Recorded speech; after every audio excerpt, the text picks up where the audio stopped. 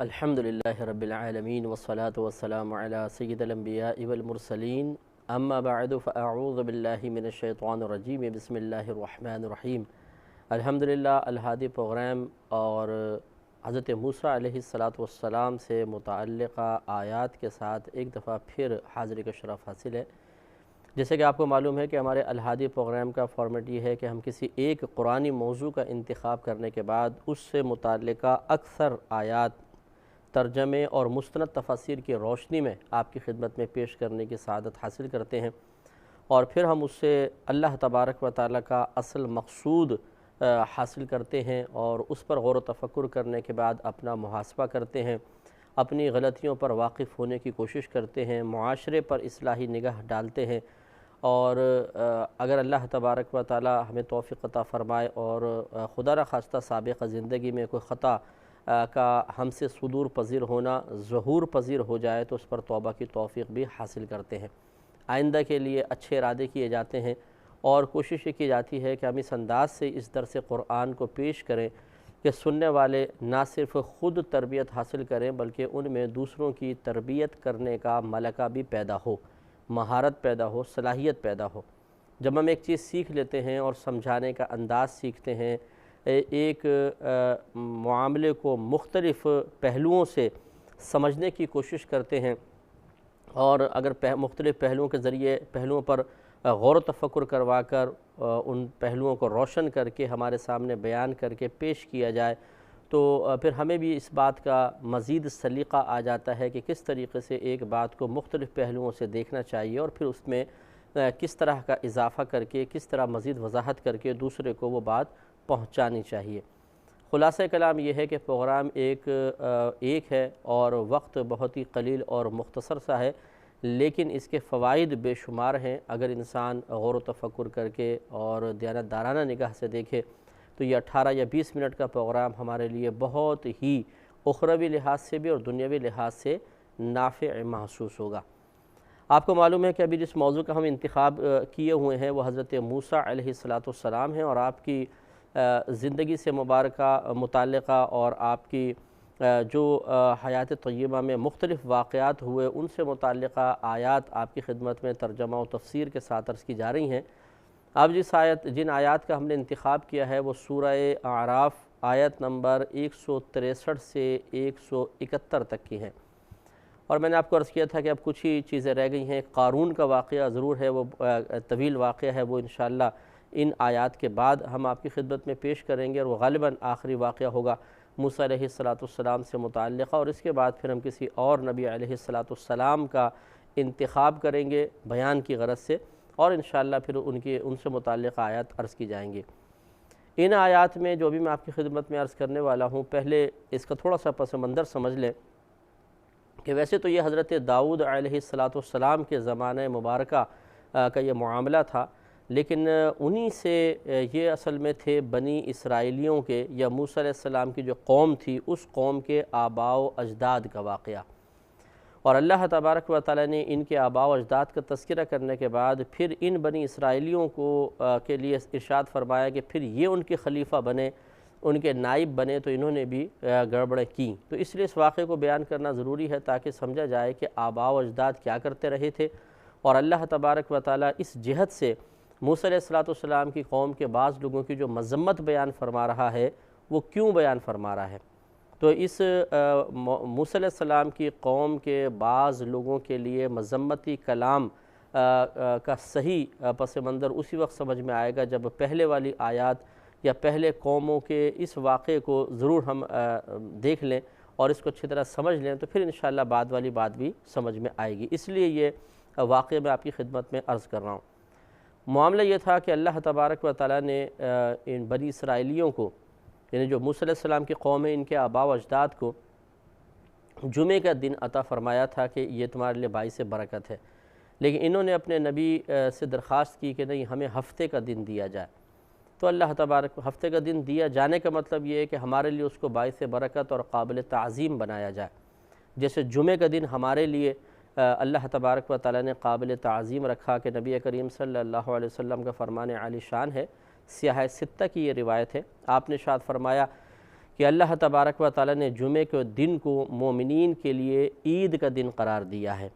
تو یہ ہمارے لیے بڑا افضل دن ہے، مبارک دن ہے۔ اسی طرح ان کو یہ دیا گیا تھا لیکن انہوں نے انکار کیا اور کہا کہ ہمیں ہفتے کا دن دیا جائے۔ اللہ تبارک و تعالیٰ کی طرف سے ہفتے کا دن دے دیا گیا۔ اس قوم کا اکثر یہی طریقہ تھا کہ یہ دریاؤں سے مچھلیاں پکڑا کرتے تھے اور ان کو پھر بیچ کر گزارا کرتے تھے، ان کو کھاتے پیتے تھے، اور یہ ان کا کاروبار تھا سمجھ لیجیے ایک طریقے سے۔ اور اللہ تعالیٰ کی طرف سے یہ حکم نازل ہوا کہ ہفتے کے روز وہ شکار نہیں کریں گے، کیونکہ ہفتے کا دن باعث برکت ہے، قابل تعظیم ہے، تو اللہ تعالیٰ نے اس دن یعنی ان کے لیے قابل تعظیم رکھا گیا، اور اس دن کی تعظیم کا ایک طریقہ یہ وضع کیا گیا کہ تم ہفتے کے دن مچھلیوں کا شکار نہیں کرو گے، باقی 6 دن کر لینا۔ اب اللہ تبارک و تعالیٰ کی طرف سے یہ آزمائش ہر قوم پر آتی رہی ہے، ہم پر بھی مختلف انداز سے آئی ہے کہ ہفتے کے روز اتنا شکار ہوتا تھا دریا میں کہ مچھلیاں اس طرح یوں اچھل اچھل کے سامنے آتی تھی، لیکن باقی 6 دن یہ جال ڈال کے رکھتے تھے اور بہت ہی کم مچھلیاں پھنستی تھیں۔ تو یہ ان کے لیے ایک بڑی آزمائش بن گئی کہ ہفتے کے روز اتنا شکار کہ بڑی آسانی سے ہاتھ بڑھا کر بھی پکڑ سکیں، لیکن شکار کرنا منع ہے، اور باقی 6 دن باوجود تمام تر کوشش کے تھوڑا سا شکار ہاتھ میں آتا، حالانکہ ان دنوں میں شکار کرنا ان کے لیے جائز تھا۔ تو اب ان کے جو بعض شرارتی لوگ تھے انہوں نے یہ منصوبہ بنایا کہ ہم ایسا کرتے ہیں کہ ہفتے کے روز دریا سے یعنی جمعے کے روز دریا سے نکالتے ہیں کچھ نہریں، چھوٹی چھوٹی نہریں نکال لیتے ہیں اور آگے بنا لیتے ہیں گڑھے یا نالیاں کہہ لیں آپ۔ ہفتے کا جب روز آئے گا تو مچھلیاں ان نالیوں کے ذریعے ان گڑھوں تک پہنچ جائیں گی، اور ہم ان نالیوں کو جب وہ گڑھے تک مچھلیاں کافی پہنچ جائیں گی تو نالیوں کو بند کر دیں گے اور ہم شکار نہیں کریں گے۔ جب اتوار کا روز آئے گا تو پھر ہم ان گڑھے سے ان مچھلیوں کا شکار کریں گے۔ اس طریقے سے مچھلیاں بھی قابو میں آ جائیں گی، اور ہفتے کے دن شکار کرنے کی جو ممانعت ہے اس ممانعت کی مخالفت بھی لازم نہیں آئے گی۔ حالانکہ اگر دیکھا جائے تو یہ ایک شکار کا ہی طریقہ تھا۔ شکار ضروری تو نہیں ہے کہ ہم کانٹے سے پکڑیں، جال سے پکڑیں یا ہاتھ سے پکڑیں یا اس انداز سے پکڑیں کہ مچھلی ہمارے قبضے میں آ کے مر جائے، بلکہ یہ اس طرح قابو کرنا بھی شکار کرنا تھا، لہٰذا ان کی یہ نافرمانی میں شمار کیا گیا۔ تو اس وقت یہ اس کی قوم 3 گروہوں میں بٹ گئی۔ ایک گروہ تو وہ تھا کہ جو شکار کرنے میں لگ گیا، دوسرا گروہ وہ تھا جس نے ان کو منع کیا اور کہا کہ تم ایسا مت کرو، یہ اللہ تبارک و تعالیٰ کی شدید نافرمانی ہے اور یہ اصل میں شکار کرنا ہی ہے، تم اس سے باز آ جاؤ۔ اور تیسرا گروپ وہ تھا کہ جنہوں نے نہ ان کو منع کیا اور نہ ان کے ساتھ شامل ہوئے۔ 3 طرح کا گروپ ہو گیا۔ تو اب یہ جب 3 گروہ بن گئے تو ایک گروہ جس نے ان کو منع کیا تھا کہ تم اللہ تبارک و تعالیٰ کی اس نافرمانی میں مبتلا نہ ہو، انہوں نے ان لوگوں کے درمیان اور اپنے درمیان ایک بڑی دیوار کھینچ دی، اور بس وہ کھڑکی سے کبھی کبھار کوئی گفتگو کر لیا کرتے تھے، کوئی ضروری بات کرنی ہوتی تھی، ورنہ انہوں نے کہا بھی ہم تم نافرمان قوم سے نہیں ملنا چاہتے، ایسا نہ ہو کہ اس تمہاری نافرمانی کی وجہ سے اللہ تبارک و تعالیٰ کے نازل کردہ عذاب میں ہم بھی مبتلا ہو جائیں۔ لہٰذا بس وہاں سے تھوڑی بہت گفتگو ہوتی تھی، باقی ان سے رابطہ بالکل منقطع کر دیا گیا۔ ایک دن اور روزانہ پھر ایسے ہوتا تھا کہ وہاں سے آوازیں وغیرہ آتی رہتی تھیں، جیسے بالکل پڑوس میں ہوتے ہیں، اور یہ پھر کوئی ضرورت ہوتی تو بات کر لیا کرتے تھے۔ ایک دفعہ جب یہ قوم جاگی، جو نیک لوگ تھے جنہوں نے منع کیا تھا، تو اس طرف بالکل سکوت محسوس ہوا اور کوئی شور نہیں، کوئی آواز نہیں، تو یہ بڑے حیران ہوئے کہ آج معاملہ کیا ہے۔ تو انہوں نے دیواروں کے اوپر چڑھے اور بعضوں نے کھڑکی سے دیکھا کہ اللہ تبارک و تعالیٰ نے اس نافرمان قوم کو، ان نافرمان لوگوں کو سب کو بندروں میں تبدیل کر دیا تھا اور ان کی شکلیں مسخ ہو گئی تھیں۔ تو اب جب انہوں نے اب یہ بڑا حیران ہوئے تو دروازے کھول کے ان کے پاس چلے گئے، تو اب وہ بندر ان کے پاس آئے اور ان کو پہچانا، یعنی ہر رشتہ دار نے اپنے رشتہ دار کو پہچانا، اور ان کو معلوم ہو گیا کہ اس کا مطلب یہ ہوا کہ اللہ تبارک و تعالیٰ نے اس قوم پر عذاب نازل کر کے ان کو بندروں کی شکل میں بدل دیا ہے، اور کچھ عرصے بعد پھر وہ بندر ہلاک ہو گئے۔ تو یہ واقعہ اللہ تبارک و تعالیٰ نے بیان فرمانے کے بعد پھر موسیٰ علیہ السلام کی قوم کے بارے میں ارشاد فرمایا کہ تم ان کے بعد پھر انہی نافرمان لوگوں کے تم خلیفہ بنے، نائب بنے، اور تم نے بھی یہ نافرمانی کا راستہ اختیار کیا، جو انشاءاللہ آیات کی شکل میں ہم دیکھیں گے۔ پہلے یہاں تک دیکھ لیں اور پھر اس کے اوپر جو تبصرہ کریں گے، جو اس سے ہمیں درس حاصل ہوتا ہے، نصیحت حاصل ہوتی ہے، اس پر توجہ کی جائے گی۔ سورہ اعراف آیت نمبر 163 میں اللہ تبارک و تعالیٰ نے ارشاد فرمایا کہ وَاسْأَلْهُمْ عَنِ الْقَرْيَةِ الَّتِي كَانَتْ حَاضِرَةَ الْبَحْرِ، اے حبیب کریم صلی اللہ علیہ وسلم آپ اپنے زمانے کے یہود سے سوال کیجئے اس بستی کے بارے میں جو دریا کے کنارے پر آباد تھی۔ اِذْ يَعْدُونَ فِي السَّبْتِ، جو وہ لوگ کہ جب وہ ہفتے کے دن کے بارے میں حد سے بڑھے تھے۔ اِذْ تَأْتِيهِمْ حِیتَانُهُمْ یوم سبتہم شرعا، جب کہ آتی تھیں ان کے پاس ان کی مچھلیاں ہفتے کے روز کثیر مقدار میں، بہت زیادہ آتی تھیں۔ وَيَوْمَ لَا يَسْبِتُونَ لَا تَأْتِيهِمْ، اور جب ہفتے کا دن نہیں ہوتا تھا، وہ ہفتے کے دن کو وہ لوگ نہیں پاتے تھے، تو پھر وہ مچھلیاں ان کے پاس نہیں آتی تھیں۔ كَذَلِكَ نَبْلُوهُمْ بِمَا كَانُوا يَفْسُقُونَ، اور اسی طرح ہم نے ان کو آزمائش میں مبتلا کیا اس سبب سے کہ وہ فسق و فجور کیا کرتے تھے۔ پہلے یہاں تک دیکھ لیں، اللہ تعالیٰ نے واضح طور پہ اس میں اپنے حبیب کریم صلی اللہ علیہ وسلم کو مخاطب کر کے اس قوم کا تذکرہ فرمایا کہ حبیب کریم آپ یاد کیجئے اس قوم کو جو دریا کے کنارے پر آباد تھی، اور ہم نے انہیں ہفتے کے روز کے بارے میں آزمائش میں مبتلا کیا، تو اور اس کی صورتحال یہ تھی کہ ہفتے کے روز شکار سے منع کیا گیا، لیکن ہفتے کے دن مچھلیاں کثیر ان کے پاس آتی تھیں اور باقی دن نہیں آتی تھیں۔ اس میں اب توجہ طلب بات یہ ہے کہ معلوم یہ ہوا اللہ تعالیٰ نے جو آخر میں فرمایا کہ كَذَلِكَ نَبْلُوهُمْ بِمَا كَانُوا يَفْسُقُونَ، کہ اسی طرح ہم نے آزمایا انہیں اس سبب سے کہ وہ فسق و فجور کیا کرتے تھے۔ معلوم یہ ہوا کہ جو گناہگار ہوتے ہیں، فسق و فجور کرتے ہیں، اللہ تبارک و تعالیٰ ان کی بھی آزمائش فرماتا ہے، اور آزمائش کے مختلف طریقے ہوتے ہیں کہ کبھی تو اللہ تبارک و تعالیٰ نعمت چھین کر آزماتا ہے اور کبھی نعمت دے کر آزماتا ہے۔ تو اب اسی طریقے سے بعض اوقات کسی نعمت کو حاصل کرنے کا حکم دے کر آزماتا ہے، اور کبھی کسی چیز سے رک جانے کا حکم دے کر آزماتا ہے۔ جیسے ہمیں ارشاد فرمایا کہ کسب حلال کرو، اپنے گھر والوں کے لیے تم پر واجب ہے، تو اب ہمیں اس چیز کو حاصل کرنا واجب قرار دے دیا، اور حرام کاموں سے بچنے کا حکم دیا، یعنی حرام روزی کمانے سے، اب اسے ہمیں چھوڑنا پڑے گا، اس کو ترک کا گویا کہ حکم دے دیا۔ تو معلوم یہ ہوا کہ اللہ تبارک و تعالیٰ کے احکام میں ہمارے لیے آزمائش کے پہلو ہیں۔ جو اللہ تبارک و تعالیٰ کے حکم کو اس کے تقاضے کے مطابق صحیح طریقے سے پورا کرنے میں کامیاب ہو جاتا ہے، گویا کہ وہ آزمائش میں پورا اترا، اور جو اس طرح نہیں کر پاتا، ناکام رہتا ہے، وہ گویا کہ آزمائش میں ناکام ہو گیا۔ نتیجہ نکلتا ہے کہ کامیاب ہونے والوں کو ثواب ملتا ہے اور اخروی انعامات سے نوازا جاتا ہے، جبکہ ناکام ہو جانے والوں کو اللہ تبارک و تعالیٰ بعض اوقات دنیا میں نشان عبرت بنا دیتا ہے، ورنہ میدان محشر میں ان کو ذلیل اور رسوا فرمائے گا، اور عذاب بھی ان کے لیے لکھا گیا ہے۔ چنانچہ اللہ تعالیٰ نے ارشاد فرمایا کہ ہفتے کے روز کثیر مچھلیاں ان کے پاس آتی تھیں، اور باقی دنوں میں وہ مچھلیاں ان کے پاس نہیں آتی تھیں۔ اسی طرح آزمایا ہم نے اس قوم کو، یا آزماتے ہیں اس قوم کو، اس سبب سے کہ وہ فسق و فجور کیا کرتے ہیں۔ تو اس لیے ہمیں بھی غور و تفکر کرنا چاہیے کہ بسا اوقات اللہ تبارک و تعالیٰ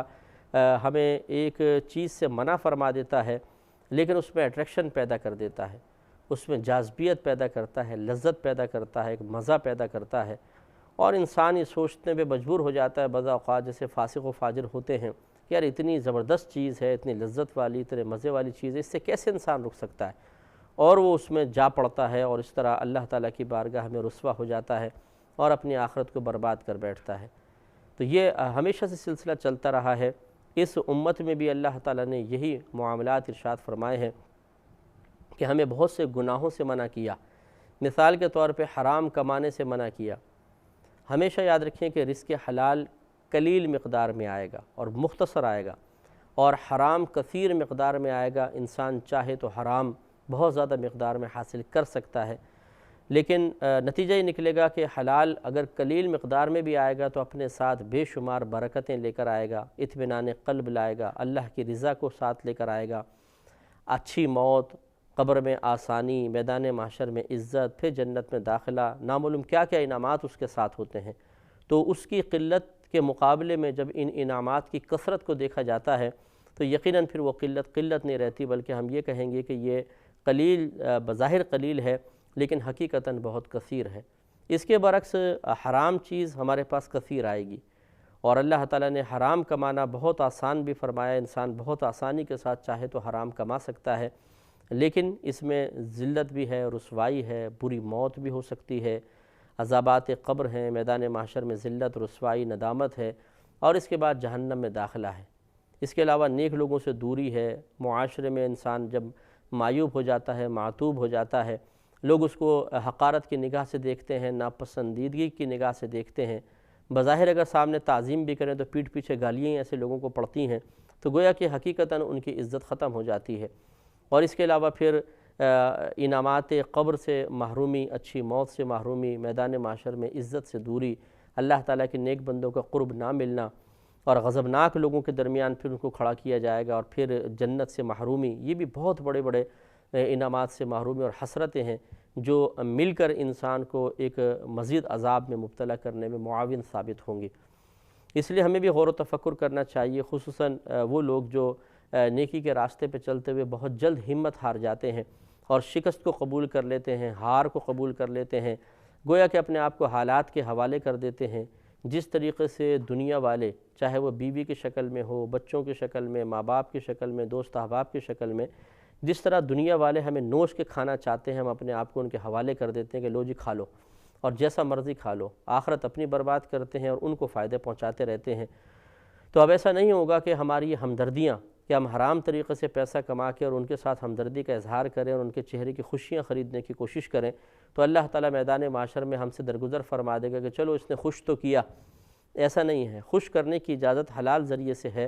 حرام ذریعے سے نہیں ہے، ورنہ تو لوگ ناچ کر بھی کسی کو خوش کر سکتے ہیں، معاذ اللہ زنا میں تعاون کر کے بھی کوئی کسی کو خوش کر سکتا ہے، تو کیا معاذ اللہ صرف خوشی کا کسی قلب میں داخل کرنا یہ ہمیشہ رضا الہی کا سبب بن جائے گا؟ ایسا نہیں ہوتا۔ لہٰذا آج اگر کوئی شخص اللہ تبارک و تعالیٰ کے احکام کو معمولی سمجھ کر چھوڑے اور لوگوں کی پسند اور ناپسند کو اہمیت دے کے حرام کی طرف بڑھ جائے تو حرام کثیر مل سکتا ہے، لیکن اس میں نقصان کے پہلو ہیں۔ اسی طریقے سے اللہ تعالیٰ نے ہر جو اس کی نافرمانی والا معاملہ ہے اس میں لذت زیادہ رکھی ہے، یہ ایک آزمائش ہے۔ جیسے آپ نے بعض لوگوں کو دیکھا ہوگا، یہ بچے وغیرہ ہوتے ہیں، لڑکے والے ہوتے ہیں، یہ پھل وغیرہ چراتے ہیں گھروں سے، یعنی درخت پہ لگے ہوئے ہیں، بغیر مالک کی اجازت کے ان پھلوں کو توڑنا، اگر مالک کی طرف سے عام اجازت نہ ہو تو پھر یہ چوری میں شمار ہوگا۔ تو اب اس کو چرا کے وہ کہتے ہیں کہ بعض وقت کھا کے کہتے ہیں معاذ اللہ حرام میں اتنا مزہ ہے، حلال میں اتنا مزہ نہیں آتا جتنا اس میں آتا ہے۔ اب یہ ایک غلط سوچ ہے، لیکن انشاءاللہ اس پر ہم مزید تبصرہ کر کے اس کی برائی کو بھی ظاہر کریں گے اگلے پروگرام میں۔